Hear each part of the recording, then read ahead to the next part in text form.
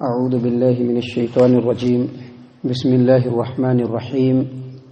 وَلَقَدْ أَرْسَلْنَا مِن قَبْلِكَ فِي شِيَعِ الْأَوَّلِينَ وَمَا يَأْتِيهِم مِّن رَّسُولٍ إِلَّا كَانُوا بِهِ يَسْتَهْزِئُونَ كَذَلِكَ نَسْلُكُهُ فِي قُلُوبِ الْمُجْرِمِينَ لَا يُؤْمِنُونَ بِهِ وَقَدْ خَلَتْ سُنَّةُ الْأَوَّلِينَ وَلَوْ فَتَحْنَا عَلَيْهِم بَابًا مِّنَ السَّمَاءِ فَظَلُّوا فِيهِ يَعْرُجُونَ لَقَالُوا إِنَّمَا سُكِّرَتْ أَبْصَارُنَا بَلْ نَحْنُ قَوْمٌ مَّسْحُورُونَ۔ اور آپ سے پہلے بھی ہم نے پچھلی قوموں میں رسول بھیجے ہیں، اور جب بھی جو بھی رسول پچھلی قوموں میں آیا تو اس کی قوم کے لوگوں نے ان کا مذاق اڑایا، اور اسی طرح سے مجرمین کے دلوں میں ہم یہ باتیں ڈال دیتے ہیں، وہ ایمان نہیں لاتے ہیں، اور یہی سنت پچھلے قوموں میں بھی چلی آ رہی ہے۔ اور اگر ہم ان کے لیے آسمان کے دروازے کو کھول دیں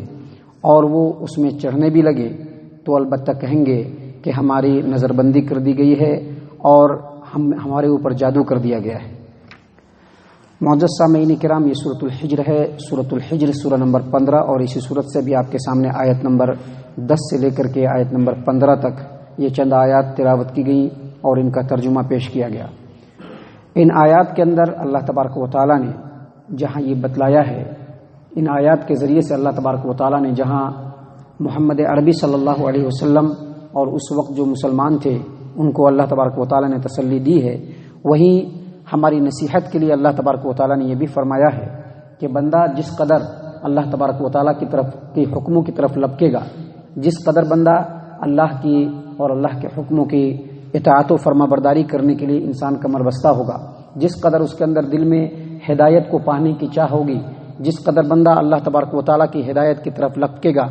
دنیا اور آخرت کی سرخروئی کی طرف انسان لپکے گا، اللہ اسی قدر اس کو ہدایت سے نوازے گا۔ اور جس قدر بندہ اپنے نفس کے چکر میں پڑے گا، جس قدر انسان اللہ اور اس کے رسول کے حکموں کو چھوڑ کر کے دوسرے حکموں کی طرف ڈائیورٹ ہونے کی کوشش کرے گا، جس قدر بندہ اپنی چاہت اور اپنے نفس کے مطابق زندگی گزارنے کی کوشش کرے گا، اللہ تبارک و تعالیٰ اسی قدر اس سے ہدایت کے رستے کو بند کرتا چلا جائے گا۔ یہ اللہ تبارک و تعالیٰ کی سنت ہے، جو چاہے گا ہدایت اللہ اس کو ہدایت دے گا، جو ہدایت کے برخلاف چاہے گا اللہ تعالیٰ اس کو ہدایت سے دور کر دے گا۔ اللہ تبارک و تعالیٰ فرماتے ہیں وَلَقَدْ أَرْسَلْنَا مِن قَبْلِكَ فِي شِيَعِ الْأَوَّلِينَ، اے محمد عربی صلی اللہ علیہ وسلم، آپ سے پہلے بھی ہم نے پچھلی قوموں کے اندر رسول بھیجے ہیں۔ وَمَا يَأْتِيهِم مِّن رَّسُولٍ إِلَّا كَانُوا بِهِ يَسْتَهْزِئُونَ، اور جو بھی رسول ان کے درمیان آیا تو اس رسول کے قوم کے لوگوں نے اس رسول کا مذاق اڑایا۔ كَذَلِكَ نَسْلُكُهُ فِي قُلُوبِ الْمُجْرِمِينَ، اسی طرح سے ہم مجرموں کے دلوں میں یہ باتیں ڈال دیتے ہیں اور وہ ایمان نہیں لاتے، اور یہی سنت پچھلی قوموں سے چلی آ رہی ہے۔ یعنی اللہ تبارک و تعالیٰ یہ بتلانا چاہ رہا ہے کہ محمد صلی اللہ علیہ وسلم جس طرح سے یہ منکرین حق، یعنی آپ مکہ کے اندر نازل ہوئے ہیں، مکہ کے اندر مبعوث ہوئے ہیں، آپ کے اوپر دین اسلام نازل ہوا ہے،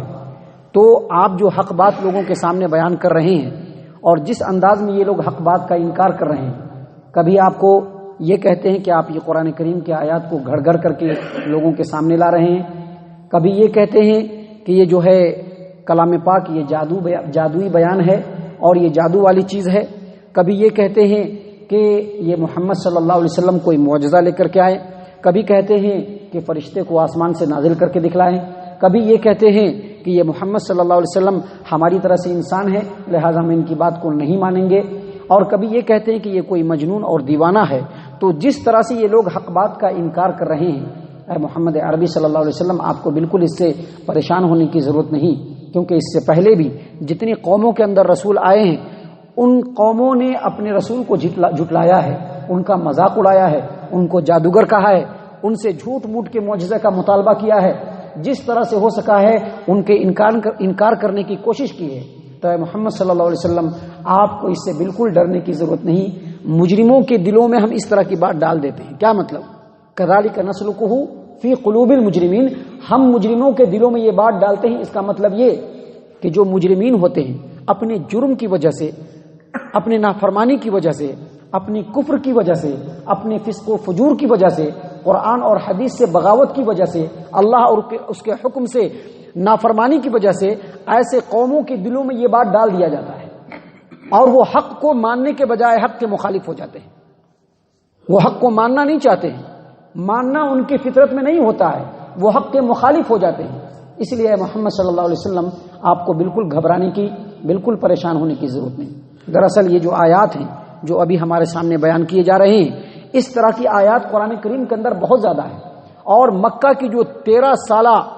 لمبی زندگی نبی صلی اللہ علیہ وسلم کی اور مسلمانوں کی ہے، جس میں ان کو بہت زیادہ مصیبتوں کا سامنا کرنا پڑا، جس میں ان کے خاندان والوں نے ان کو ستایا، جس میں ان کے خاندان والوں نے ان کو مارنے تک کی سازش کر لی،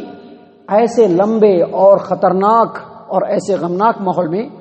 نبی صلی اللہ علیہ وسلم کی اور مسلمانوں کی تسلی بہت ضروری تھی۔ اسی تسلی کی خاطر اللہ تبارک و تعالیٰ ایسی آیتوں کو بار بار نازل کرتا رہا کہ آپ لوگوں کو گھبرانے کی ضرورت نہیں، یہ جو معاملہ ہو رہا ہے یہ حق کے ساتھ ہمیشہ ہے، اور یہی معاملہ قیامت تک حق کے ساتھ رہے گا۔ حق جب بھی سربلند ہونے کی کوشش کرے گا، باطل اس کے سامنے آ جائے گا، باطل طرح طرح سے حق کو ستانے کی کوشش کرے گا، حق کو مٹانے کی کوشش کرے گا، حق کے جو علمبردار ہیں ان کو ڈیمیج کرنے کی کوشش کرے گا۔ تو ایسی صورت میں جو حق کے علمبردار ہیں ان کو ہمیشہ ثابت قدم رہنا چاہیے اور اپنے حق کے موقف پر ہمیشہ ڈٹے ہوئے رہنا چاہیے۔ اللہ نے کہا کہ لا یؤمنون بہ، یہ لوگ ایمان نہیں لائیں گے۔ کیوں ایمان نہیں لائیں گے؟ کیونکہ قد خلت سنت وقد خلت سنت الاولین، پچھلی قوموں میں بھی یہی روش چلی آ رہی ہے کہ جب بھی ان کے پاس رسول آیا انہوں نے انکار کیا۔ اللہ مزید آگے فرماتے ہیں وَلَوْ فَتَحْنَا عَلَيْهِمْ بَابًا مِّنَ السَّمَاءِ فَظَلُّوا فِيهِ يَعْرُجُونَ۔ آپ ایمان لانے کی بات کرتے ہیں، یہ لوگ جو ہے معجزہ کا مطالبہ کرتے ہیں اور کہتے ہیں کہ فرشتوں کو نازل کر کے دکھلاؤ۔ فرشتوں کو نازل کرنا تو بہت دور کی بات ہے، ان کو ایمان لانا، ان کا ایمان لانا تو بہت دور کی بات ہے۔ اگر آسمان کے دروازے کو کھول دیا جائے اور کوئی ایسا سلسلہ بنا دیا جائے کہ یہ لوگ چڑھ کر کے آسمان کے اوپر جائیں، آسمان کے اوپر جا کر کے فرشتوں کو دیکھ لیں، اللہ کی نشانیوں کو دیکھ لیں، اور پھر وہاں سے اتر کر کے آئیں، تو اتر کے آنے کے بعد بھی نہیں مانیں گے۔ اللہ فرما رہے ہیں وَلَوْ فَتَحْنَا عَلَيْهِمْ بَابًا مِّنَ السَّمَاءِ، اگر ہم آسمان کے دروازے کو کھول دیں، فَظَلُّوا فِيهِ يَعْرُجُونَ، اور وہ لوگ اس میں چڑھ کر کے جائیں، وہ خود جائیں گے، دوسرے نہیں جائیں گے، وہ جائیں گے، اور جانے کے بعد البتہ ضرور کہیں گے انما سکرت ابصارنا، ہماری نظر بندی کر دی گئی تھی، اور بل نحن قوم مسحورون، بلکہ ہمارے اوپر جادو کر دیا گیا تھا۔ یعنی یہ خود چڑھیں گے، چڑھ کر کے جائیں گے، جا کر کے دیکھ کر کے آئیں گے آسمان کو، آسمان کے اندر گھس کر کے دیکھ کر کے آئیں گے، آ کر کے پھر اتریں گے، اور اترنے کے بعد آ کر کے کہیں گے کہ ہمارے اوپر جادو کر دیا گیا تھا، ہماری نظر بند کر دی گئی تھی۔ یہ سب جادوئی کرشمہ ہے۔ گویا جو لوگ ضدی ہوتے ہیں، جو لوگ ہٹ درم ہوتے ہیں، جن کے سامنے دلائل کو بالکل کھول کر کے رکھ دیا جائے، اور دلائل کو کھول کر کے رکھ دینے کے بعد بھی وہ اس کا انکار کریں گے، اس کا مطلب یہ ہے کہ انہوں نے یہ طے کر لیا ہے کہ ہم کو نہیں ماننا ہے، چاہے کچھ بھی ہو جائے، جو ہمارا نفس کہتا ہے ہم کو وہی ماننا ہے، چاہے کچھ بھی ہو جائے، جو ہمارے آباء و اجداد کرتے چلے آ رہے ہیں ہم کو وہی ماننا ہے، وہی ماننا ہے جو ہمارے خاندان کا رسم ہے، ہم کو نہ اللہ کا فرمان ماننا ہے نہ نبی کے کلام کو ماننا ہے، ایسا وہ سوچ لیتے ہیں۔ معزز سامعین اکرام، اسی بات کو اللہ تبارک و تعالیٰ نے یہاں پر فرمایا کہ وَلَوْ فَتَحْنَا عَلَيْهِمْ بَابًا مِّنَ السَّمَاءِ، اگر ہم آسمان کے دروازے کو بھی ان کے لیے کھول دیں، فَظَلُّوا فِيهِ يَعْرُجُونَ، اور اس میں وہ چڑھ کر کے جائیں، لَقَالُوا إِنَّمَا سُكِّرَتْ أَبْصَارُنَا، تو وہ ضرور بے ضرور کہیں گے کہ ہمارے نظروں کے اوپر نظر بندی کر دی گئی تھی اور ہمارے اوپر جادو کر دیا گیا تھا۔ ان تمام آیات سے سب سے پہلی جو نصیحت اور سبق ہمیں یہ ملتی ہے کہ جو بھی نبی اکرم صلی اللہ علیہ وسلم کے طریقے پر چلنے کی کوشش کرے گا اور اپنی زندگی کے اندر نبی صلی اللہ علیہ وسلم کے طریقے کو لا لینے کے بعد لوگوں کو اس کی طرف دعوت دینے کی کوشش کرے گا، ایسے لوگوں کے ساتھ یہی معاملہ آئے گا جو نبی صلی اللہ علیہ وسلم اور ان کے وقت کے مسلمانوں کے ساتھ حالات ہوئے۔ اور ایسی صورت میں جو حق پرست ہوں، جو حق کے علمبردار ہوں، ان کو اپنے موقف پر ڈٹے رہنا چاہیے، عملی اعتبار سے مضبوط رہنا چاہیے، کیونکہ جو مخالفین ہوتے ہیں نا، ناحق اور باطل پرست جو لوگ ہوتے ہیں، وہ ڈائریکٹ مقابلہ نہیں کر سکتے، کیونکہ توحید پرست ہے نا، حق کے اوپر چلنے والا ڈائریکٹ مقابلہ نہیں کر سکے گا، وہ عمل کے اندر ڈیمیج کرنے کی کوشش کرے گا، ایسا کر رہی نہیں ہو، وہ ایسا کر رہی نہیں ہو، ایسا ہی ہوتا ہے۔ اہل حدیث لوگ، حق پرست لوگ، قرآن و حدیث پر چلنے والے لوگ آج عملی اعتبار سے کمزور ہیں، تو لوگ کہتے ہیں اہل حدیث ایسا ہے، ٹوپی ہیچ نہیں پہنتا اہل حدیث، صحیح معنی میں ٹوپی نہیں پہنتے، بعض لوگ کہتے ہیں کہ ٹوپی پہننا بدعت ہے، غلط بات ہے یہ ٹوپی تو مسلمانوں کا شعار ہے، بعض اہل علم نے تو یہ کہا ہے کہ خذوا زینتکم عند کل مسجد، مسجد کے جاتے وقت تم زینت اختیار کر کے جاؤ، اور زینت میں ٹوپی ہے، ٹوپی نہیں پہنتے ہیں، داڑھی نہیں رکھتے ہیں، پاجامہ دیکھے گا تو بالکل ٹخنے سے نیچے ہے۔ اہل حدیث توحید پرست ہے لیکن نمازوں کے اندر بالکل کمی ہے۔ یہ سارے جو عملوں کی جو کمی ہے دراصل غیروں کو، ہمارے اہل حدیثیت کو ڈیمیج کرنے کا بہت بڑا موقع ملتا ہے۔ لوگ ڈیمیج کرتے ہیں اہل حدیثیت کو۔ اہل حدیث ایسے ہوتے ہیں، اخلاق کی کمی ہوتی ہے، زبان بڑا تیز ہوتا ہے، فتوی بازی کرنے میں بڑے ماہر ہوتے ہیں، یعنی عمل تو کمزور ہوتا ہے لیکن توحید پرستی کا بہت بڑا دعویٰ ہوتا ہے۔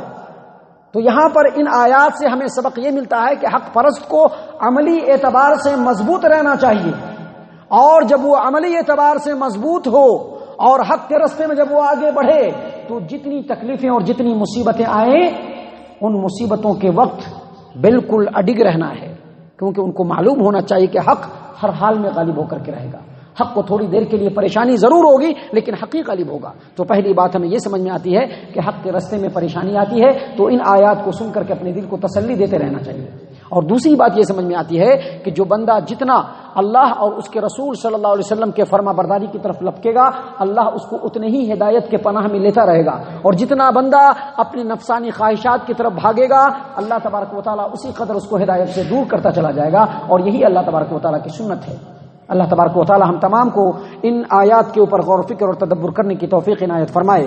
ہم تمام کو عملی طور پر مضبوطی عنایت فرمائے، ہم تمام کو صحیح معنوں میں توحید پرست بنائے، صحابہ کرام کے اسوہ حسنہ کو اپنانے کی توفیق عنایت فرمائے، ہم تمام کو اللہ تبارک و تعالی جنت الفردوس میں جگہ عطا فرمائے۔ اے اللہ ہم تمام کو جہنم سے پناہ دے، اے رب العالمین ہم تمام کو جہنم سے پناہ دے، اے مالک الملک ہم تمام کو جہنم سے پناہ دے، آمین یا رب العالمین، وما علینا الا البلاغ المبین۔